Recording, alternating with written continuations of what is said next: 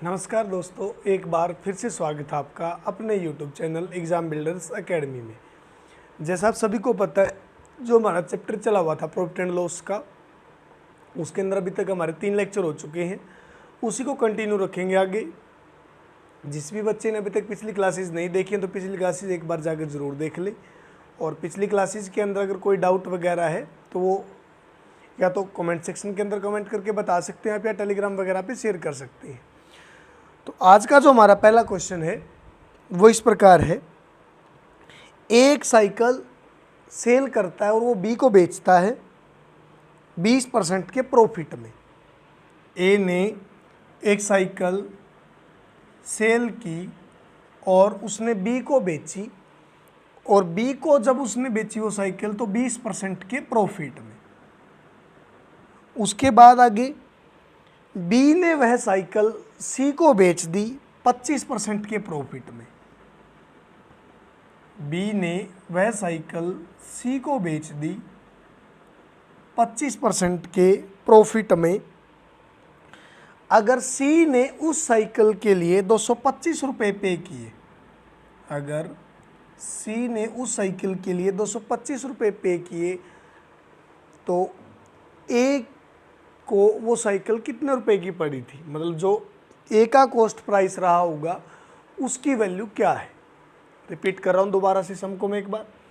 ए ने एक cycle B को बेच दी, और ए ने वो साइकिल जब बी को बेची तो इस प्रकार बेची कि उसका 20% प्रॉफिट था उसमें। बी ने वह साइकिल आगे सी को बेच दी। जब बी ने वह साइकिल सी को बेची तो बी ने भी कितना प्रॉफिट लिया अपना, 25%। तो 20% की जब आप फ्रैक्शन लिखोगे 1/5। अगर कोई आर्टिकल ए के पास 5 रुपये का है, अगर कोई आर्टिकल ए के पास 5 रुपये का रहा होगा, जो भी वैल्यू डिनोमिनेटर में होती है उसको हमेशा आप इनिशियल वैल्यू या ओरिजिनल वैल्यू बोलते हो, और जो ऊपर वाला होता है हमेशा चेंज। या आपको प्रॉफिट मिलेगा या आपको लॉस मिलेगा। अगर वो आर्टिकल 5 रुपये का था तो 5 रुपये के आर्टिकल के ऊपर 1 रुपये का प्रॉफिट, तो वो आर्टिकल कितने रुपये में सेल हुआ, 6 रुपये में। जो आर्टिकल 5 रुपये का था, 5 रुपये के आर्टिकल के ऊपर 1 रुपये का प्रॉफिट, वो आर्टिकल सेल कर दिया कितने रुपये में, 6 रुपये में। अब बी ने सी को आगे बेचा 25% के प्रॉफिट में। बी ने आगे सी को मतलब वो साइकिल बेचा जब 25% के प्रॉफिट में। 25% का प्रॉफिट मतलब 1/4। जो आर्टिकल बी को 4 रुपये का मिला था वो उसने सी को कितने रुपए में बेच दिया, 5 रुपये में। जो यहाँ पे आर्टिकल 4 का था वो आर्टिकल यहाँ पे कितने में बेच दिया गया, 5 रुपये में। ए ने बी को बेचा 20% के प्रॉफिट में, 5 वाली चीज़ 6 में। बी ने आगे आर्टिकल सी को बेचा 25% के प्रॉफिट में, 4 वाली चीज़ 5 में। अब मुझे यहाँ से एक चीज़ बताना, दोनों जगह पे कॉमन कौन है, बी, क्योंकि बी ने साइकिल ए से खरीदी और बी ने आगे साइकिल किसको बेची, सी को। दोनों जगह पे कॉमन बी है, तो बी की जो वैल्यू होगी उसको क्या करना पड़ेगा आपको, इक्वल। तो 6 और 4 दोनों को इक्वल बनाने के लिए ऊपर 2 से मल्टीप्लाई कर दो, नीचे 3 से मल्टीप्लाई कर दो।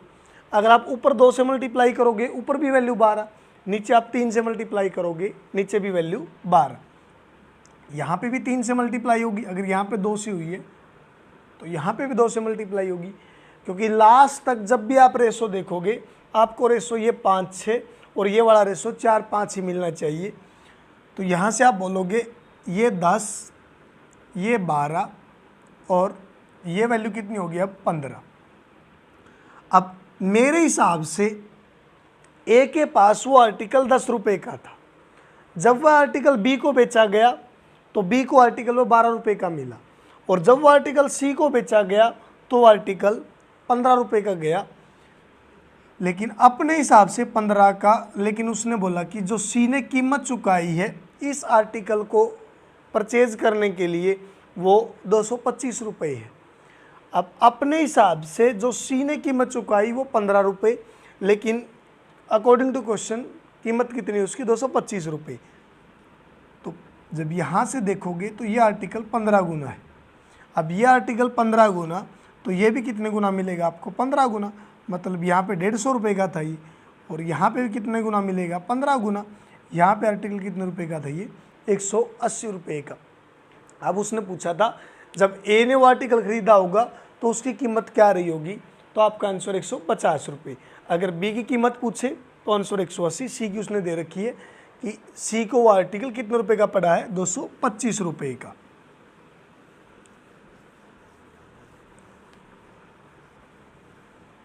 आगे देखते हैं अगला क्वेश्चन।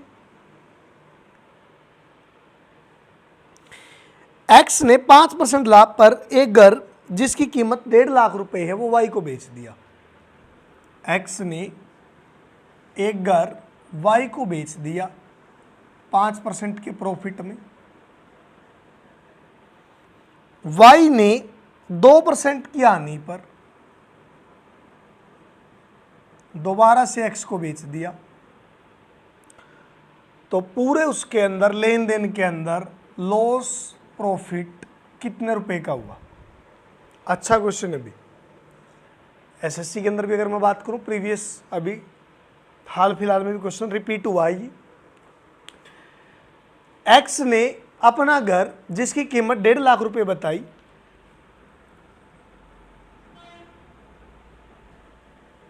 वो वाई को बेच दिया 5% के प्रॉफिट में। वाई ने दोबारा से 2% के लॉस में एक्स को बेच दिया गया। ओवरऑल उसका लॉस प्रॉफिट क्या रहा इसके अंदर। तो एक चीज़ बताना मुझे, अगर वो आर्टिकल मान लो यहाँ पे 100 रुपये का था, एक्स के पास जो आर्टिकल है वो आर्टिकल मान लो 100 रुपये का है, जब उसने वाई को बेचा वो आर्टिकल कितने रुपए का गया 105 रुपये का। जो आर्टिकल एक्स के पास में 100 रुपये का था वो आर्टिकल जब वाई को बेचा गया तो वाई के पास वो आर्टिकल गया कितने रुपए का 105 रुपये का। अब वाई ने क्या किया, वाई ने क्या किया, यहाँ पे दोबारा से उसने एक्स को ही बेच दिया। अब जब दोबारा से उसने एक्स को बेचा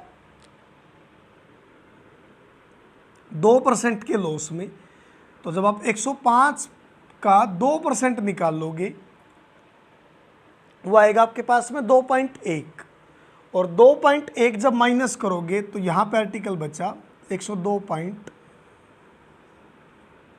रुपये 90 पैसे बोल दो।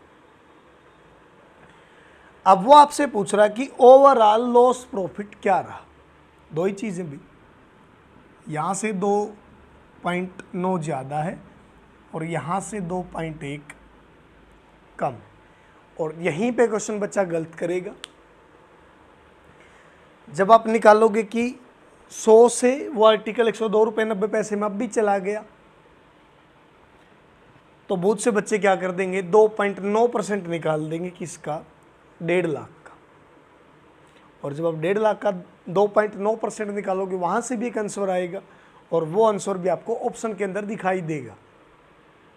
लेकिन मुझे एक्चुअल में एक चीज़ बताना भी, यहाँ पे जो एक्स का एक्चुअल में प्रॉफिट है वो 2 रुपये 10 पैसे है या 2 रुपये 90 पैसे है। अगर ये चीज़ क्लियर है तो पूरा का पूरा क्वेश्चन एक साथ जब ही क्लियर हो जाएगा।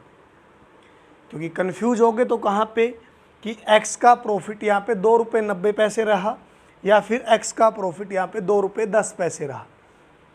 अब मुझे एक चीज़ बताना, आपके पास 100 रुपये यहाँ, आपके पास में 100 रुपये है और 100 वाली चीज़ आपने 105 रुपये में बेच दी। समझना भी, यहाँ से आपकी जेब में 100 रुपये थे, 100 वाली चीज़ आपने 105 रुपये में बेच दी। जब 100 वाली चीज़ आपने 105 रुपये में बेची तो आपकी जेब में कितने रुपए एक्स्ट्रा आए 5 रुपये। जब 100 वाली चीज़ आपने 105 रुपये में सेल की, उसकी वजह से आपके पास कितने रुपए एक्स्ट्रा आए 5 रुपये। अब दोबारा से आपने क्या किया, वही आर्टिकल खरीद लिया 2% के लॉस में। जब 2% के लॉस में ख़रीदा तो आपने कीमत चुकाई 102 रुपये 90 पैसे। जब दोबारा से आप उसी आर्टिकल को खरीद के लेके आए, जो आर्टिकल आपने 105 रुपये में बेचा था वो आपने खरीद लिया 102 रुपये 90 पैसे में। तो अब आप बोलोगे कि हमारी जेब से 2 रुपये 90 पैसे और चले गए। आपकी जेब में एक्स्ट्रा कितने रुपए आए थे? 5 रुपये, क्योंकि 100 रुपये का आर्टिकल तो आपके पास पहले ही था। वो 100 वाला आर्टिकल आपने 105 में बेचा। जब 100 वाला आर्टिकल आपने 105 रुपये में बेचा तो आपके पास एक्स्ट्रा कितने रुपए आए जेब में? 5 रुपये। जो एक्स्ट्रा 5 रुपये आपके पास आए मैं वही बोलूँगा जो आपका प्रॉफिट है। अब दोबारा से आपने क्या किया? वही खरीद लिया 105 वाली चीज़ 2% की लॉस में 102 रुपये 90 पैसे के। तो 102 रुपये में से 100 रुपये तो वैसे ही माइनस कर दो, क्योंकि 100 रुपये तो आपकी लागत है और 100 के ऊपर जितना भी बचेगा वो सारा आपका प्रॉफिट। तो 2 रुपये 90 पैसे बच गए। लेकिन 2 रुपये 90 पैसे जो बचे हैं, अब आपने 102 रुपये 90 पैसे में उसको खरीदा है। ये 2 रुपये 90 पैसे आपने किस में से दिए? इस 5 में से, क्योंकि जो आपके पास जेब में 5 रुपये एक्स्ट्रा आए थे उस 5 में से आपने कितने रुपए और दे दिए? 2 रुपये 90 पैसे और चुका दिए। तो आपके पास कितने बचे? 2 रुपये 10 पैसे। तो जो एक्चुअल में आपका प्रॉफिट है वो अब आप मुझे खुद बताओ, 2 रुपये 10 पैसे है या 2 रुपये 90 पैसे है? अब आप खुद बोलोगे कि सर हमारा जो एक्चुअल प्रॉफिट है यहाँ से वो 2 रुपये 10 पैसे है, क्योंकि 2 रुपये 90 पैसे तो हमने चुका दिए किस में से? जो 5 रुपये का हमने प्रॉफिट कमाया था पहले। तो 2.1 का प्रॉफिट किस पे से? 1.5 लाख पे से। 2.1 डिवाइड बाई 100, डेसिमल के नाम का 10, 3 जीरो से 3 जीरो कैंसिल आउट, यहाँ पे मल्टीप्लाई करोगे 21 जीरो 21 पंजा 105 10 31, तो 3150 रुपये का क्या हुआ आपको प्रॉफिट। 2.90 के हिसाब से निकालोगे वहाँ से शायद 4350 आएगा भी, और वो भी आपको ऑप्शन दिखाई देगा जब भी क्वेश्चन एग्जाम के अंदर आएगा ये। तो वो आपने देखना कि क्वेश्चन आपने किस वे में सोल्व किया है। अगर थोड़ी सी भी सिली मिस्टेक कर दी क्वेश्चन के अंदर, जब भी गलत हो जाएगा क्वेश्चन उसी टाइम में। अब बस समझने की बात ये थी इस क्वेश्चन के अंदर कि 2 रुपये 90 पैसे और 2 रुपये 10 पैसे कि आपका जो एक्चुअल प्रॉफिट है वो 2 रुपये 90 पैसे है, 2 रुपये 10 पैसे है। वो आपने देख लिया कि 5 रुपये आपने कमाए थे, उस 5 रुपये में से 2 रुपये 90 पैसे तो आपने वापस से पे कर दिए दोबारा से। तो आपकी जेब में अब रुपये कितने बचे? बस 2 रुपये 10 पैसे।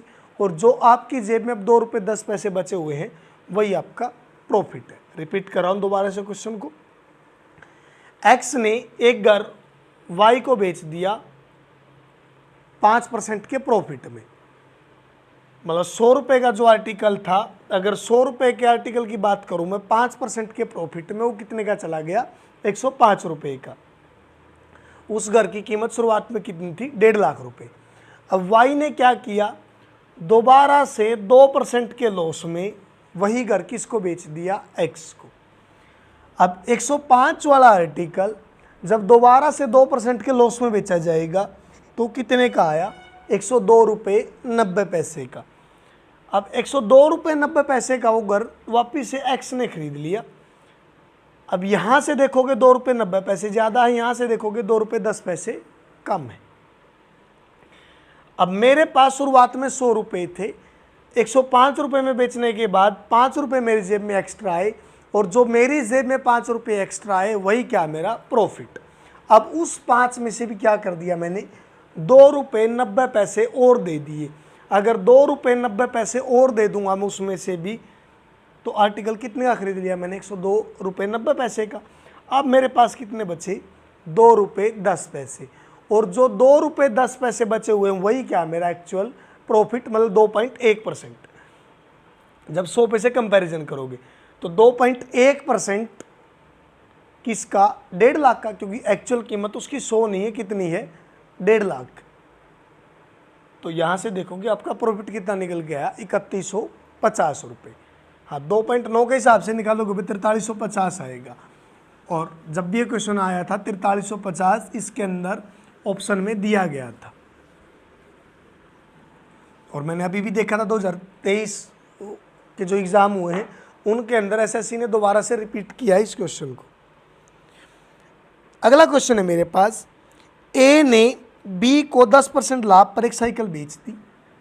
ए ने बी को 10% लाभ पर एक साइकिल बेच दी। बी ने सी को 20% लाभ पर बेच दी और सी ने 264 रुपये कीमत चुकाई उस साइकिल को खरीदने के लिए। तो ए ने वो साइकिल कितने रुपए में खरीदी थी? पहला जो क्वेश्चन किया था हमने सेम उसी कंसेप्ट के ऊपर है। ए ने एक साइकिल बेची बी को, और ए ने जब साइकिल बी को बेची इस प्रकार बेची कि उसका 10% का प्रॉफिट ऐड हो उसके अंदर। उसके बाद बी ने वह साइकिल सी को बेच दी।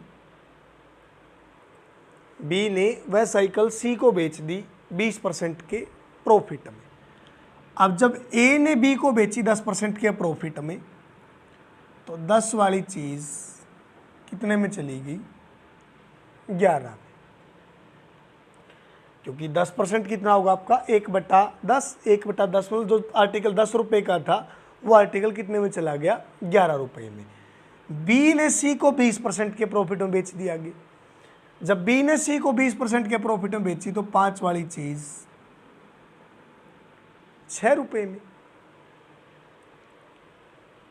जो आर्टिकल ए के पास था वो बी को बेचा गया 10% के प्रॉफिट में, 10 से 11।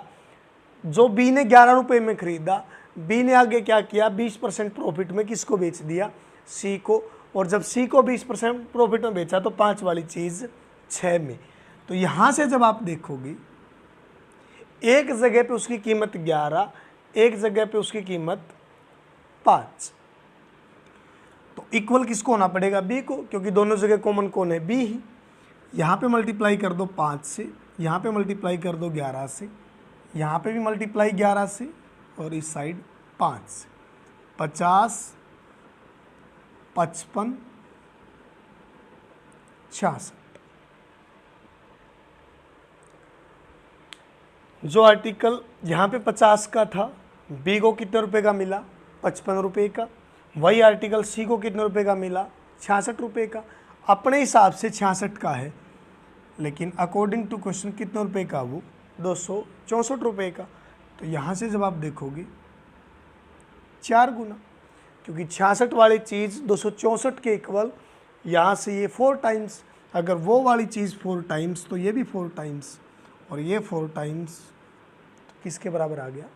200 रुपये के बराबर। यही उसने पूछा था कि वह आर्टिकल ए के पास कितने रुपए का था? 200 रुपये का। अगर बी के पास पूछेगा तो 55 × 4 कितना आएगा आपका? 220।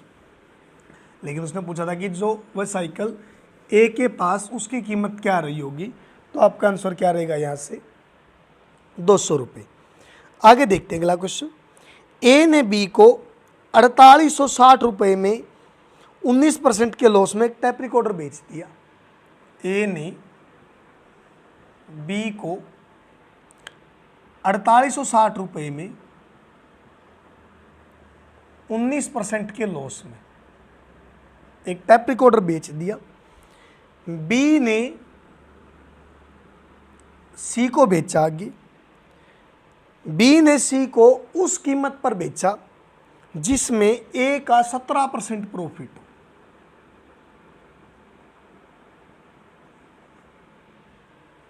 तो बी का प्रॉफिट परसेंटेज क्या रहा होगा? क्वेश्चन समझने की कोशिश करना भी एक बार कि वो पूछ क्या रहा हमसे। ए ने वो आर्टिकल बी को बेचा 4860 रुपये में, लेकिन उसने एक चीज़ बोल दी कि 4860 रुपये में बेचकर वो कितने लॉस में है? 19% के लॉस में है। बी सी को इस प्रकार बेचेगा, बी उस आर्टिकल को सी को इस प्रकार बेचेगा कि ए का जो प्रॉफिट है वो कितना हो? 17% ऐड हो। तो यहां से अब एक चीज देखना, 19% का लॉस, आप एक चीज बोलोगे कि सर 100 वाली चीज 81 में गई है। जो आर्टिकल ए के पास 100 रुपये का था, वह आर्टिकल बी को कितने रुपए का मिला? 81 रुपये का, क्योंकि उसने बोला है कि 19% के लॉस में गया वो आर्टिकल, और 19% का लॉस मतलब 100 वाली चीज़ पे अगर 19 रुपये कम होंगे तो कितने रुपए में बेच दी वो चीज़? 81 रुपये में। लेकिन एक्चुअल में वो चीज़ 81 की नहीं, कितनी गई है? 4860 रुपये की। तो यहाँ से जब आप मल्टीप्लाई करोगे तो कितने गुना आया ये? 60 गुना, क्योंकि 81 और 6 की मल्टीप्लाई करोगे 486, जीरो एज डी। तो 1 यूनिट की वैल्यू 60 के बराबर, तो 100 यूनिट की वैल्यू 6000 के बराबर। मतलब जो ए के पास उस आर्टिकल की कीमत थी, वो कीमत क्या थी? 6000 रुपये के बराबर। अब ए ने क्या किया, मतलब बी ने क्या किया, वो आर्टिकल सी को बेच दिया, और सी को इस प्रकार बेचा कि ए का 17% प्रॉफिट ऐड हो। मतलब सी को उस कीमत पर बेचा कि जिससे अगर मैं ए पे कंपैरिजन करूं तो ए का प्रॉफिट कितना दिखाई दे मुझे? 17%। तो यहाँ से जब आप 17% निकालोगे तो 1020 आएगा। तो 1020 मतलब यहाँ पे आर्टिकल कितने रुपए में गया? वो 7020 रुपये में, क्योंकि ए का जब 17% प्रॉफिट दोगे आप, इसका 17% निकालोगे 1020 रुपये। मतलब बी ने इस प्रकार बेचा है सी को कि ए का 17% प्रॉफिट ऐड हो, तो 17% जब यहाँ से प्रॉफिट दोगे तो 6000 वाली चीज़ पे वो आर्टिकल कितने का गया आपका? 7020 रुपये का। अब बी ने खरीदा कितने रुपए में था? 4860 रुपये में। बी ने 4860 में खरीद के कितने में बेच दिया? 7020 में। अब 4860 वाली चीज़ जब 7020 में बेची गई तो कितना प्रॉफिट हुआ? 12 में से 6 गए 6, यहाँ पे 9 में से 8 गया 1, 6 में 4 गया 2। 2160 रुपये कमाई किसने? बी ने। बी ने 2160 रुपये कमाए, लेकिन 2160 का प्रॉफिट किस पे से है? 4860 पे से, क्योंकि बी के पास वो आर्टिकल कितने रुपए का था? 4860 का। 4860 वाला आर्टिकल कितने में गया है? 7020 में। तो यहाँ से 2160 रुपये का प्रॉफिट, 2160 रुपये का प्रॉफिट किस पे से आया? 4860 पे से। 1 0 से 1 0 कैंसिल आउट, 6 पे कैंसिल आउट करोगे जब 36, 6 पे 48, 1, 9 पे 4, 9 पे 9, 4/9 को आप बोल सकते हो 44 सही 4/9। अगर डाटा फ्रैक्शन के अंदर दिया होगा तो आपको आंसर मिलेगा 44 सही 4/9। ऑप्शन देख लेते हैं उसने किस वे में दिए हैं। फ्रैक्शन में दिया हुआ डाटा सारा का सारा, तो मतलब जो बी ने सी को आर्टिकल बेचा था वो किस कीमत पर बेचा था? 44 सी 4/9% के प्रॉफिट में।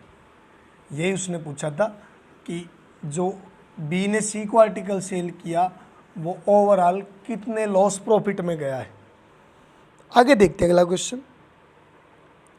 एक डिसऑनेस्ट शॉपकीपर है भाई, उसने 1 किलोग्राम की बजाय, जब उससे मैं सामान खरीदने गया, उसने क्या किया? 1 किलोग्राम की बजाय मुझे 900 ग्राम सामान दिया बस।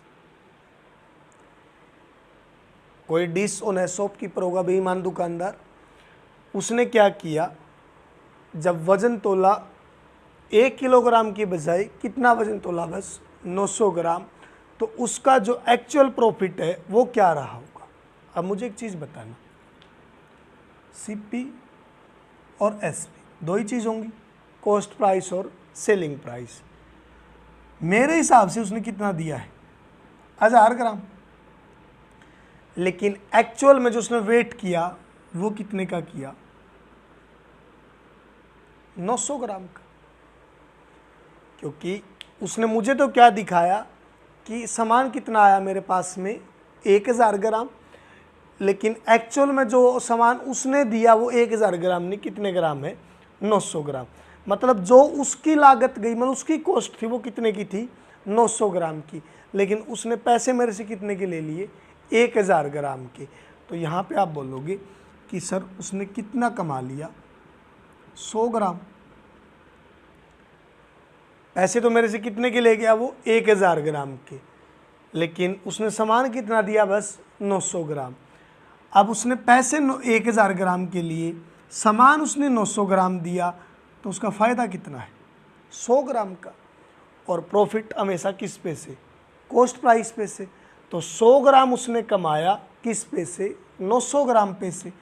तो 100 ग्राम का फ़ायदा 900 पे से। यहाँ से बोलोगे 1/9, 1/9 आपका किसके इक्वल आता है, 11 सही 9/11 से 1/9%। मतलब जो उसका प्रॉफिट रहा वो कितना रहा है, 11 से 1/9%। रिपीट कर रहा हूँ दोबारा से। एक बेईमान दुकानदार है, उसने जब वजन तोला, क्या किया, 1000 ग्राम की बजाय 900 ग्राम ही दिया, तो उसका जो एक्चुअल में प्रॉफिट है वो क्या रहा होगा। मेरे हिसाब से उसने वजन कितना दिया, 1000 ग्राम, लेकिन दुकानदार ने तोला कितना, 900 ग्राम। मतलब जो उसकी लागत है वो तो कितने की लगी, बस 900 ग्राम की। 900 ग्राम की जगह पैसे उसने 900 ग्राम के लेने चाहिए थे, लेकिन पैसे उसने किसके ले लिए, 1000 ग्राम के। तो उसने कितना ग्राम कमा लिया, 100 ग्राम। 1 किलो के साथ 100 ग्राम कमाएगा। 100 ग्राम का फ़ायदा किस पे से, 900 ग्राम पे से। 1/9, 1/9 आपका किसके इक्वल चला जाएगा, 11 से 1/9% के बराबर। आगे देखते हैं अगला क्वेश्चन।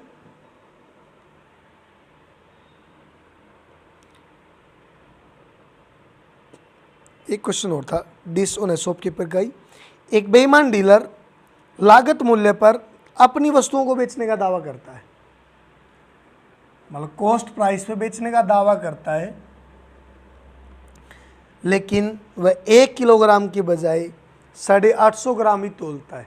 मतलब जो वेट करता है वह 1 किलोग्राम की बजाय 850 ग्राम ही देता है। हमें तो क्या दिखा था कि आपको कितना सामान दिया गया है, 1000 ग्राम, लेकिन एक्चुअल में उसने सामान कितना दिया, 850 ग्राम।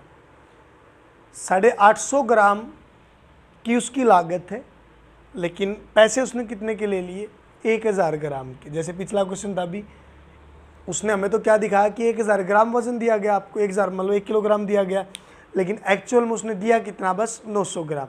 सेम उसने यहाँ पे किया, पैसे तो कितने के ले लिए आपसे, 1 किलोग्राम के, लेकिन जो आपको सामान दिया गया वो कितना दिया गया है, 850 ग्राम। तो यहाँ पे कितने ग्राम का फ़ायदा हो उसको, 150 ग्राम का। 150 ग्राम का फ़ायदा किस पे से, 850 पे से, मल्टीप्लाई बाई 100।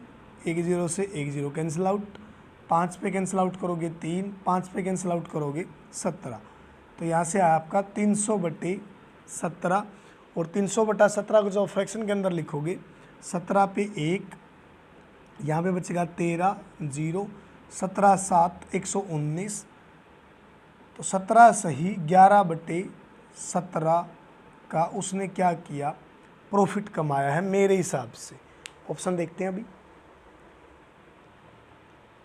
तो जो आपका ऑप्शन नंबर बी दिया हुआ है, 1780 11/17, उसका क्या रहा होगा, प्रॉफिट। सेम क्वेश्चन थे दोनों के दोनों, जो भी हमने पिछला क्वेश्चन किया वो भी सेम था। उसके अंदर उसने क्या किया था, 900 ग्राम वजन किया था, कितना वजन बोल के, 1000 ग्राम। तो 1000 ग्राम की बजाय 900 ग्राम दिया। उस टाइप उसने पैसे तो 1000 ग्राम के ले लिए, लेकिन सामान कितना दिया, 900 ग्राम। तो 100 ग्राम कमाया था 900 में से, 1/9, 11 से 1/9 के बराबर। अब की बार उसने क्या किया, पैसे तो 1000 ग्राम के ले लिए हमसे, लेकिन सामान कितना दिया, 850 ग्राम। अब की बार उसने 150 ग्राम कमाया, किस पे से, 850 पे से। तो कितना है आपका, 300/17। 300/17 को आप क्या लिखोगे, 1780 11/17, जो उसका एक्चुअल में यहाँ पे क्या रहा है, प्रॉफिट। आगे देखते हैं अगला क्वेश्चन। एक साइकिल बी को 20% के लाभ पर बेच देता है। एक साइकिल बी को 20% के लाभ पर बेच देता है। और बी ने सी को 25% के लॉस में बेच दिया, और सी ने वह साइकिल P रुपए में खरीदी, तो ए के पास उसका लागत मूल्य क्या था। ए ने एक आर्टिकल बी को बेचा 20% के प्रॉफिट में। जब ए उस आर्टिकल को बी को बेचेगा 20% के प्रॉफिट में, तो 5 वाली चीज़ कितने में गई, 6 में, क्योंकि 20% क्या होगा आपका 1/5। जो आर्टिकल यहाँ पे 5 रुपये का है वो आर्टिकल यहाँ पे कितने रुपए का चला गया, 6 रुपये का।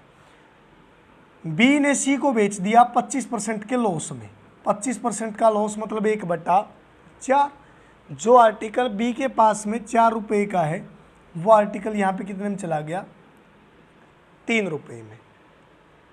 ए ने बी को 20% के प्रॉफिट में बेचा।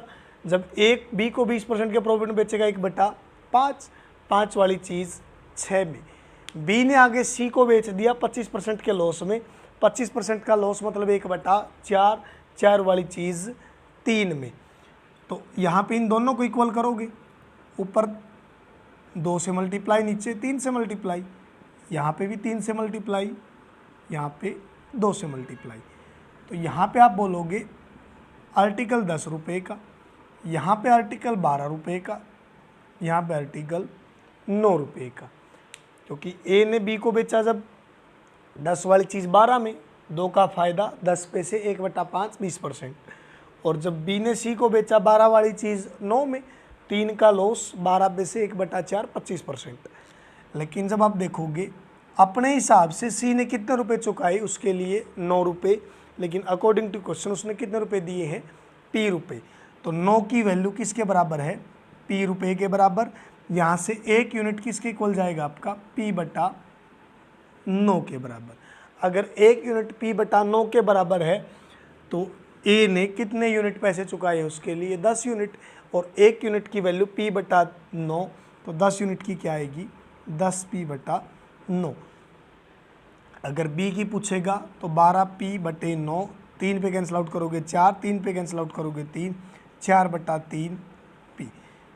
ये बी ने खरीदा था जो, ये ए ने खरीदा जो, और सी के पास कीमत क्या थी उसकी, P/9 रुपये। और उसने ए की कीमत पूछी थी, तो आपका आंसर क्या रहेगा यहाँ से, 10P/9 के बराबर। आगे देखते हैं अगला क्वेश्चन। एक बिक्री योग्य वस्तु 3 विक्रेताओं के हाथों में जाती है, मतलब 3 सेलर होंगे कोई भी, और प्रत्येक विक्रेता पर 25% लाभ कमाते हुए आगे बेच दिया गया। जैसे मेरे से आपने खरीद ली, मैंने 25% लाभ कमा लिया, आगे आपने आगे किसी को दे दी, उसने भी 25% लाभ कमा लिया, और आगे उसने भी किसी और को दे दी, 25% लाभ उसने कमा लिया। जैसा आपने देखा भी होगा ये चीज़ कि जब आप कोई भी चीज़ डायरेक्ट आप जहाँ पे उस चीज़ की मैन्युफैक्चरिंग होती है वहाँ से ख़रीदते हो तो वो चीज़ आपको कम कीमत पे मिलती है, और जब आप उसको किसी दुकान वगैरह से परचेज़ करते हो वहाँ पे आपको ज़्यादा रुपए में मिलेगी। क्योंकि जब आप किसी दुकानदार से खरीदोगे वहाँ पे एक चैन बन जाएगी। जैसे इस क्वेश्चन के अंदर बोला हुआ है कि हर एक ने 25% का प्रॉफिट कमाया है, और अगर डायरेक्ट आप सीधा कंपनी से लेके आओगे जहाँ पे उसकी मैन्युफैक्चरिंग होती है, जहाँ पे वो चीज़ बनती है, वहाँ पे आपको क्या मिलेगी डायरेक्ट। जैसे मैंने पहले किसी को बेची 25% प्रॉफिट में, तो मान लो कंपनी ने 25% प्रॉफिट कमाया है, उसके बाद में उन 2 से तो बच जाऊँगा, 25% का प्रॉफिट आगे और उससे आगे 25% का प्रॉफिट फिर। चलो देखते हैं क्वेश्चन को, जो उसने बोला हुआ है कि 3 बंदे हैं, तीनों ने 25% का प्रॉफिट कमा लिया। तो पहले वाले ने 4 वाली चीज़ 5 में बेच दी, उससे आगे वाले ने भी 4 वाली चीज़ 5 में बेच दी, उससे आगे वाले ने भी 4 वाली चीज़ 5 में बेच दी, और जो लास्ट वाला है उसने 250 रुपये में खरीदी भी, जिसको बेची आखिरी में जाके वो, उसको कितने रुपए में पड़ी है वो, 250 रुपये में। अब यहाँ से देखना कि कितना फ़र्क आएगा। इसका 25% प्रॉफिट, 25% क्या होता है, 1/4। 1/4 का मतलब जो आर्टिकल 4 रुपये का होगा उसके ऊपर 1 का प्रॉफिट, तो 4 वाली चीज़ कितने में चलेगी, 5 में। सेम सेकंड शॉपकीपर ने किया, उसने भी क्या बोल दिया कि मैं भी कितना प्रॉफिट कमाऊंगा यहाँ से, 25% का, तो 4 वाली चीज़ 5 में। और जो तीसरा शॉपकीपर आया उसने भी फिर कितना प्रॉफिट कमाया, 25%। जब उसने 25% प्रॉफिट कमाया तो 4 वाली चीज़ 5 में। तो ओवरऑल आप यहाँ से देखोगे जो आर्टिकल 64 रुपये का था वो आर्टिकल 125 का हो चुका है। जो आर्टिकल कंपनी में मान लो 64 रुपये का बना होगा, वो जिसने लास्ट बंदे ने परचेज किया उसको कितने रुपए का मिला, 125 रुपये का। लेकिन एक्चुअल में उसकी कीमत 125 रुपये नहीं है, कीमत कितनी है उसकी अब भी, 250 रुपये। क्योंकि 125 वाली चीज़ अब 250 के बराबर, तो ये कितने गुना यहाँ से, 2 गुना। तो शुरुआत में वो चीज़ 64 की नहीं थी, कितने रुपए की थी, सॉरी भाई, वो आर्टिकल कितने रुपए का था शुरुआत में, 128 रुपये का। रिपीट कर रहा हूँ दोबारा से, 3 शॉपकीपर हैं, तीनों के तीनों 25% का प्रॉफिट कमाते हैं एक आर्टिकल के ऊपर, 4 से 5, फिर 4 से 5 और 4 से 5। तीसरे शॉपकीपर ने जब लास्ट में सेल की वो चीज़ 250 रुपये में सेल की, मतलब शुरुआत में कितने की थी वो चीज़, 64 की, 5 5 5 125, 3 बार मल्टीप्लाई करोगे यहाँ से। मेरे हिसाब से वो चीज़ 125 रुपये की जानी चाहिए थी, लेकिन उसने कितने की बेच रखी है, 250 रुपये की। अगर 125 वाली चीज़ 250 के बराबर, तो यहाँ से ये चीज़ 2 गुना। तो शुरुआत में वो चीज़ 64 की नहीं है, कितने रुपए की आई होगी, 128 रुपये की। यही उसने पूछा था, जो पहला विक्रेता था उसके पास उस आर्टिकल की कीमत क्या थी, तो आपका आंसर क्या होगा, 128 रुपये। आगे देखते हैं अगला क्वेश्चन। एक व्यक्ति ने 19,500 रुपये में 2 घोड़े खरीदे। एक व्यक्ति ने 19,500 रुपये में 2 घोड़े खरीद लिए, ये कॉस्ट प्राइस है भाई दोनों का। एक घोड़े को 20% आनी पर बेच दिया, मतलब 20% के लॉस में, और दूसरे घोड़े को 15% के प्रॉफिट में बेच दिया। तो दोनों घोड़ों का क्रय मूल्य क्या होगा। एक को उसने 20% आनी पे, दूसरे को 15% लाभ पे, और दोनों घोड़ों का विक्रय मूल्य समान है भी। एक कंडीशन और दी उसने कि दोनों का जो सेलिंग प्राइस है वो इक्वल है। रिपीट कर रहा हूं दोबारा से एक बार स्टेटमेंट को मैं। एक व्यक्ति ने 2 घोड़े खरीदे 19,500 रुपये में, मतलब दोनों का जो लागत मूल्य है वो 19,500 रुपये। उसने बोला कि पहला घोड़ा 20% के लॉस में बेच दिया गया। तो 20% आप बोलोगे कि सर 1/5। दूसरा घोड़ा 15% के प्रॉफिट में बेच दिया गया, 15% प्रॉफिट 3/20, 20% 1/5, 15% प्रॉफिट 3/20। अब 20% का जब लॉस में बेचा गया तो 5 वाली चीज़ कितने में गई है, 4 में। और जब 15% के प्रॉफिट में बेचा गया तो 20 वाली चीज़ कितने रुपए में गई है, 23 रुपये में। 20% के लॉस में 5 वाली चीज़ 4 में, 15% के प्रॉफिट में 20 वाली चीज़ 23 में। अगली कंडीशन क्या थी कि दोनों का सेलिंग प्राइस समान है। अब दोनों का सेलिंग प्राइस समान है तो ऊपर 23 से मल्टीप्लाई कर दो, नीचे 4 से मल्टीप्लाई कर दो, क्योंकि ऊपर 23 से मल्टीप्लाई करोगे ये भी 92 हो जाएगा, नीचे आप 4 से मल्टीप्लाई करोगे ये भी कितना हो जाएगा आपका, 92 के बराबर। तो यहाँ भी 23 से मल्टीप्लाई होगी, यहाँ पे भी 4 से मल्टीप्लाई होगी। 23 5 115, 20 4 80। तो मेरे हिसाब से जो पहला घोड़ा था वो 115 रुपये का था, जो दूसरा घोड़ा वो 80 रुपये का है। अब पहला घोड़ा मेरे हिसाब से 115 रुपये का, दूसरा घोड़ा 80 रुपये का। जब दोनों को ऐड करोगे यहाँ से आप 115 और 80 को, तो कितना आएगा आपके पास में 195 रुपये। अब आपके हिसाब से जो दोनों घोड़ों का कॉस्ट प्राइस या आप लागत मूल्य बोलो जिसको, वो कितना है 195 रुपये। दोनों घोड़ों का लागत मूल्य 195 रुपये है, अपने हिसाब से 195 रुपये, लेकिन उसके हिसाब से कितना है 19,500 रुपये। 195 वाली चीज़ 19,500 के बराबर है, कितने गुना 100 गुना। यहाँ से 1 यूनिट की जो वैल्यू निकल के आई वो 1 यूनिट की वैल्यू किसके बराबर है 100 के बराबर। तो ये किसके बराबर होगा 11,500 के बराबर। ये किसके बराबर होगा 8,000 के बराबर।